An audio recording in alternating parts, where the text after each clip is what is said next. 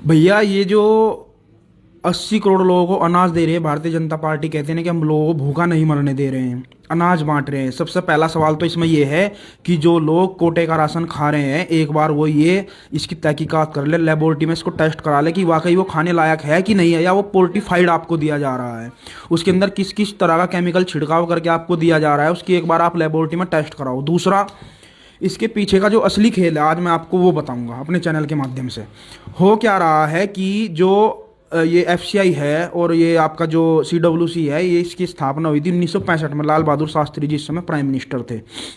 उस समय ये प्रणाली लाई गई थी, ये इसलिए बनाया गया था कि अगर देश के अंदर भुखमरी जैसे हालात होते हैं, या युद्ध कोई हो जाता है, या कोई आपदा आ जाती है, बाढ़ आ जाती है, सूखा आ जाता है, खेती बर्बाद हो जाती है, तो उस कंडीशन में ये जो गोदाम की व्यवस्था बनाई गई थी, ये इसलिए बनाई गई थी ताकि देश के लोगों को हम यहाँ से अनाज दे करके जिंदा रख सके। और इसमें इतना अनाज होता है कि 3 साल तक लगातार देश के लोगों को वो अनाज दिया जा सकता है। तो वो बीजेपी सरकार ने ऐसी पॉलिसी बनाई, जो विदेशी ताकतें हैं, बिजनेसमैन और उद्योगपति जो लोग हैं, उन्होंने जब प्रेशर बनाया सरकारों के ऊपर, तो सरकारें इसमें जो है ऐसे कानून इन्होंने बना दिए कि अब ये राशन जो है लोगों को फ्री में बांटने का काम किया जाए। किसी प्रदेश में 4 किलो मिलता है, कहीं पे 3 किलो मिल रहा है, कहीं पे 5 किलो मिलता है। तो इसके पीछे अनाज बांटने का जो असली मकसद है सरकार का, वो क्या है, उस पर आज हम चर्चा करेंगे। तो असली मकसद जो है इनका अनाज बांटने का, वो ये है कि एक तो ये अनाज इस तरीके से बांटना है, इसमें ऐसी केमिकल का छिड़काव करके देना है ताकि आप उसको खाने के बाद बीमार हो, पहली चीज। दूसरा, जब वो अनाज बांटते रहेंगे और जो पीछे से किसानों का अनाज आ रहा है, वो जा रहा है अडानी के साइलोज में, जो केएमपी में बने हुए हैं बहुत बड़े बड़े गोदाम, तो वो अनाज सारा का सारा वहां जा रहा है और इधर से आपके गोदाम हो रहे हैं खाली। तो अगले 2-3 साल के अंदर ये अपने हाथ खड़े कर देंगे कि हमारे पास अनाज नहीं है। तो जब अनाज खत्म हो जाएगा, तो गोदाम में जो लोग नौकरी कर रहे हैं या वैकेंसी जो निकालनी है, सरकार उस वैकेंसी को बंद कर देगी, और जो लोग वहां नौकरी कर रहे हैं उनको बोलेगी कि हमारे पास आपके लिए कोई काम नहीं, आप जाओ अपने घर। उसका हो जाएगा दिवालिया।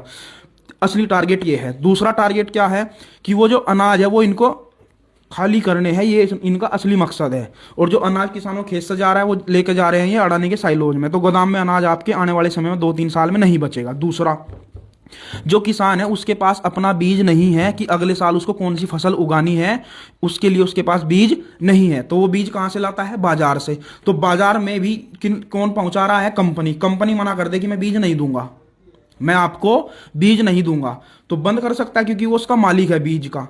कॉपीराइट एंड पेटेंट जिसके नाम होता है वो मालिक होता है। तो बाजार में बीज ना मिले आपको, और गोदाम में आपके बीज अनाज ना हो, गोदाम आपके खाली, ये लोग कर ही रहे हैं प्लान बना करके, और खेत में बोने के लिए आपके पास बीज नहीं है, ना सब्जी का है, ना फलों का है, और ना अनाज का है। अब तीसरी हम बात करते हैं कि आप जो अपने घर में राशन रखते हैं, अब से 15 साल 20 साल पहले आप देखोगे तो जो लोग खेती करते थे, एक साल में उनको कितना गेहूं खाना है, कितना चावल खाना है, वो अपना रोक करके बाकी वो गांव में या आसपास के क्षेत्र में जो भी उस समय दाम मिलता है उस हिसाब से वो उसको बांट दे देते, लोगों को दे देते थे। लेकिन अब क्या हो रहा है कि व्यक्ति अपने घर में 1 साल का 2 साल का अनाज नहीं रखते हैं, ना खाने के लिए, ना अगले साल खेत में क्या उगाना है उसके लिए। तो घर में भी हमारे अनाज ना तो बोने के लिए है, ना खाने के लिए है।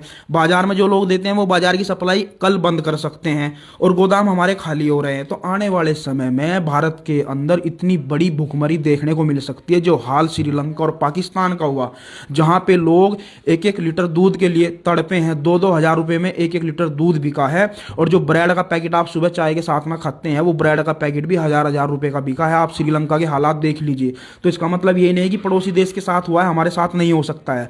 विदेशी ताकतें लगी हैं कि किसी भी तरीके से इस देश के जो खनिज भंडार हैं, जो खेती है, जो घरों में आप खाने के लिए राशन रखते हैं, जो गोदाम में हमारे अनाज गेहूं चावल पड़ा हुआ है, वो सारा का सारा जो है ये लोग बांट करके गोदाम खाली कर दो, मार्केट की सप्लाई रोक दो, और घरों में इनके अनाज होना। और जो मॉल खुले हुए हैं, जो दुकानें खुली हुई हैं किराना की, भाई साहब कोई भी इतना बड़ा मॉल नहीं है आपके आसपास, आपके गांव में, आपके शहर में, कि जो 1 महीने भी क्षेत्र के लोगों को वहां से राशन मिल सके। 1 हफ्ते में सारे के सारे मॉल सब खाली हो जाएंगे अगर बाजार की सप्लाई रुक जाए। तो अगर ऐसा होता है तो भारत के क्या हालात हो सकते हैं आने वाले समय में, पूरा का पूरा प्लान इस पे काम कर रहा है इनका। तो आपको ये समझना होगा, आपको अपने बीज की सुरक्षा करनी होगी। खेत में बोने के लिए आप अपना बीज रोकना अभी से शुरू कर दो। मैं किसान भाइयों को कहना चाह रहा हूँ, जो भी किसान है इस खेल को आप समझो। और जो लोग अपने घरों में एक हफ्ते का, 10 दिन का, 15 दिन का, महीने का राशन रख रहे हैं। किसी भी तरीके से आप अपने घरों में साल भर का राशन रखना शुरू कर दो, कभी भी ये लोग आने वाले समय में 2030 से पहले आप बहुत भयंकर, या 2030 के आसपास इतना भयंकर आप लोग जो है ना भारत बंद या लॉकडाउन जैसी स्थिति आप देखोगे कि एक एक गेहूं के दाने के लिए आप लोग मोहताज हो जाओगे। ज़्यादा दूर मत जाइए, एक देश है वेनेजुएला। वेनेजुएला में 2018 में वहाँ की इकोनॉमी इतनी क्राइस होगी, वहाँ का किसान, वहाँ का व्यापारी, वहाँ का मजदूर, वहाँ का नौकरी पेशे करने वाला व्यक्ति इतना इकोनॉमिकली टूट गया था कि वहाँ की सरकार को 18 लाख रुपए का नोट जारी करना पड़ा था साथियों।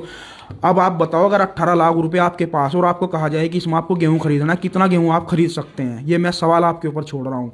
वेनेजुएला में 2018 में जब ये आया तो वहाँ की सरकार ने 18 लाख रुपए का नोट जारी किया, तो 18 लाख रुपए में भाई साहब 1 किलो चावल मिल रहे थे वहाँ, सिर्फ 1 किलो। आप सोच लो कि अगर ऐसे हालात भारत के हो जाते हैं, और ये होगा, नोट कर लीजिए, मैं आपको 4-5 साल पहले ही ये बात मैंने आपको बता दी, ऐसा होने वाला है। उस समय भारत के क्या हालात होंगे, कैसे अपने बच्चों को हम जिंदा रख पाएंगे, क्या उनको हम खिला पाएंगे, ये पूरा पूरा कंट्रोलिंग करने का मामला चल रहा है। और अभी तो रुकिए, पानी के ऊपर आपका पूरा कंट्रोल आने वाला है। आप देखो कि पानी की सप्लाई बहुत जल्दी चलने वाली है। मैं पानी के ऊपर जो वाटर एक्ट आ रहा है, पानी का जो बिल ये लोग लेकर के आ रहे हैं, उस पर मैं अलग से वीडियो बनाऊंगा, उसमें आपको बताऊंगा कि ये खेल पूरा का पूरा आखिर है क्या।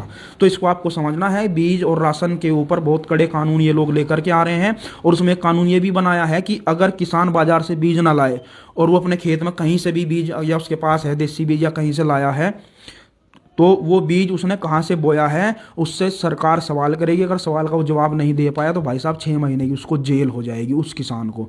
तो इतने कड़े कानून आपके लिए ये लोग बना रहे हैं, और ये इसलिए हो रहा है क्योंकि आप लोग जागरूक नहीं है। सरकार के जो पर्दे पर खेल कुछ और होता है और पर्दे के पीछे खेल कुछ और होता है, उसको समझना बहुत जरूरी है। इसलिए मुझे लगा कि इस विषय पर वीडियो बना करके आप लोगों को जानकारी देना मेरा उद्देश्य है, क्योंकि हमने चैनल ये इसीलिए बनाया कि हम सच, निष्पक्ष और तेज खबरों के साथ आप तक पहुंचाएं। हमारी वीडियो अगर आपको अच्छी और सच्ची लगती है, आपको लगता है कि हम धरातल पे काम करते हैं, तो हमारे चैनल को लाइक, कमेंट, शेयर और सब्सक्राइब जरूर कीजिए और लोगों तक ये जानकारी आगे पहुंचाइए। धन्यवाद।